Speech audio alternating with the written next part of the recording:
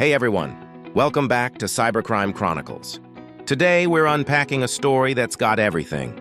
Big tech, a family connection, leaked personal data, legal pushback, stock market ripples, and a heated debate over whether this was a March 20th, 2025 cyber incident or a case of human error gone public.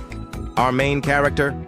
Baidu, China's biggest search engine and a leader in AI and cloud services. If you've ever wondered how fast an online slip-up can spiral into an international headline, you're about to find out. It all began just before the morning of March 20th, 2025, when Reuters dropped a bombshell. Baidu was denying claims that it had suffered an internal data breach. The reason this headline blew up? The teenage daughter of Baidu Vice President Xie Guangjun had, during an online spat, posted personal details of other internet users, actual phone numbers and identifying information, right on social media.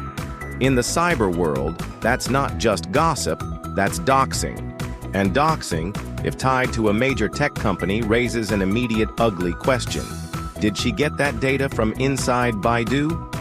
Social media in China and beyond exploded. Hashtags like Baidu data breach started trending.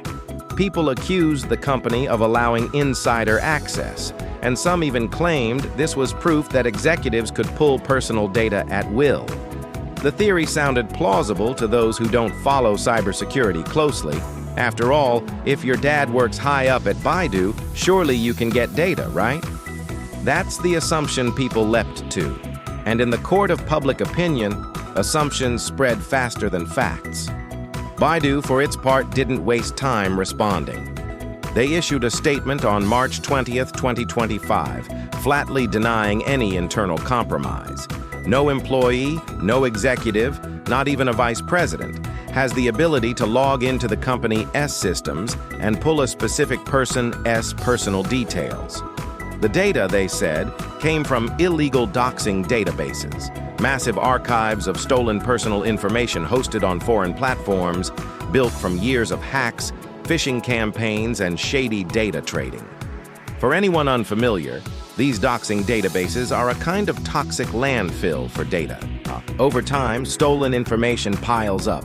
Phone numbers, addresses, ID numbers, birth dates. Sometimes it comes from breached companies, other times from scraped public records. Once it's in there, it's traded and shared endlessly, meaning it can resurface years later in totally unrelated contexts. Baidu's claim was that the teenager simply found and copied information from one of these already compromised databases and then, in a moment of recklessness, posted it online. Around March 17 or 18, depending on the time zone, Xie Guangjun himself issued an apology via WeChat. He explained that his daughter had sourced the details from social networks abroad, not from Baidu's servers. He acknowledged the wrongfulness of the act, but denied that she had been given any special corporate access. This should have helped, but for some victims of the leak, it wasn't enough. A few filed their own police reports, demanding formal apologies and questioning whether Baidu's story was the whole truth. The fallout didn't stop at public outrage. On March 20th, the same day the Reuters story broke, Baidu's shares in Hong Kong dropped by more than 4%. That's millions of dollars in value erased. Not because a system was compromised, but because trust was. In today's markets, perception is as valuable as performance. And once that perception is shaken, the financial damage can be immediate. This incident landed at a particularly sensitive time for Chinese tech firms. In recent years, China has enacted strict data protection laws aimed at crushing the underground trade in personal data. The laws impose heavy penalties for unauthorized access, sharing, or sale of private information. Regulators have been cracking down hard, targeting everyone from illegal data brokers to corporate offenders. Against that backdrop, even the suggestion that Baidu had an internal leak was explosive. Baidu didn't just deny the allegations, they went on the offensive.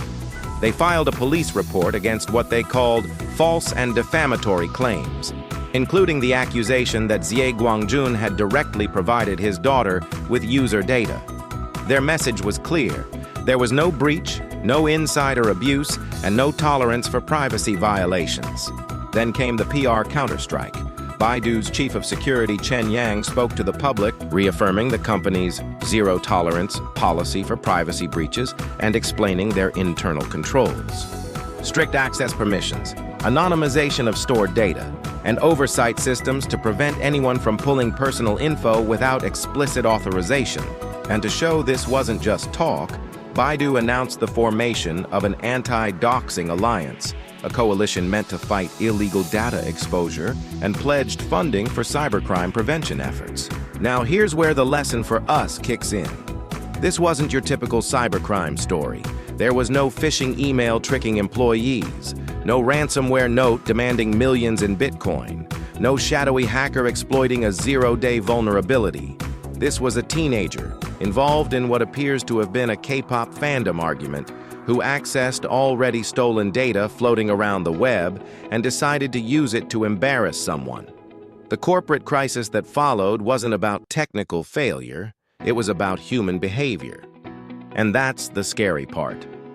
Because even if your systems are bulletproof, your reputation can be torpedoed by someone tangentially connected to your organization making a bad choice online.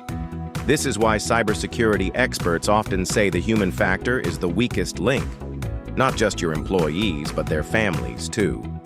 The bigger picture here is that in the digital age, the line between breach and leak has blurred.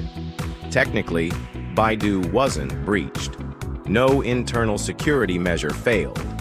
But the public narrative painted it that way, and for a company that handles billions of user searches, runs AI platforms, and provides cloud services, that perception is dangerous. It undermines confidence from users, partners, and regulators all at once. The doxing database angle is particularly important. Once data is stolen and published somewhere online, especially if it's hosted outside a country's legal reach, it's almost impossible to fully erase. Even if one site is taken down, copies pop up elsewhere. This is why old breaches can keep causing new harm for years.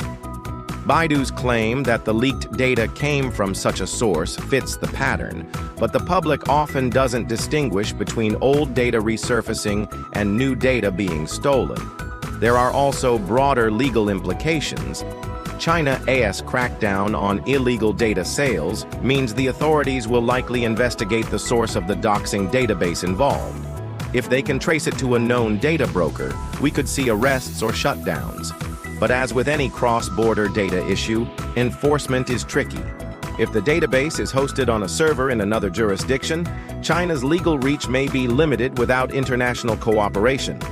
Financially, Baidu now has to manage investor concerns. A 4% drop in one day may not seem catastrophic, but it signals to shareholders that the brand's reputation can be rattled by incidents far outside its direct control. If more events like this occur, the market could start pricing in a trust risk premium, making it harder for Baidu to grow its share value. So what's the takeaway? First, if you're a company handling sensitive data, your security posture has to include public perception management. That means educating employees, and yes, their families, about digital responsibility. Second, incidents like this remind us that the past never truly stays in the past online. Old stolen data can always resurface, weaponized in new contexts. And third, the way you respond matters. Baidu's rapid denial, detailed explanation, police filing, and public privacy initiatives may not have stopped the stock slide immediately, but they likely prevented even greater damage. As for whether Baidu was completely innocent here, that's still a point of debate in some corners of the internet. Some believe the official story, others think there might be more to it. But one fact is clear. This case will likely be used in future discussions about the human factor in cybersecurity, about doxing culture, and about how quickly online conflicts can escalate into corporate crises. For those watching from outside China, this is also a window into how data privacy issues are handled in a country with some of the strictest personal data laws on the books. It shows that even with tough regulations, public trust is fragile, and once it's cracked, the road back is steep.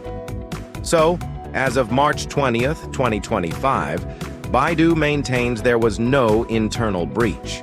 The teenage daughter of a top executive posted data pulled from illegal doxing databases abroad. Victims demanded apologies. Police reports were filed on both sides, and Baidu took steps to reinforce its privacy image. But the incident left a mark on its reputation, on its stock price, and on the broader conversation about how human behavior intersects with cybersecurity. And that's where we leave today's story. Was this a breach?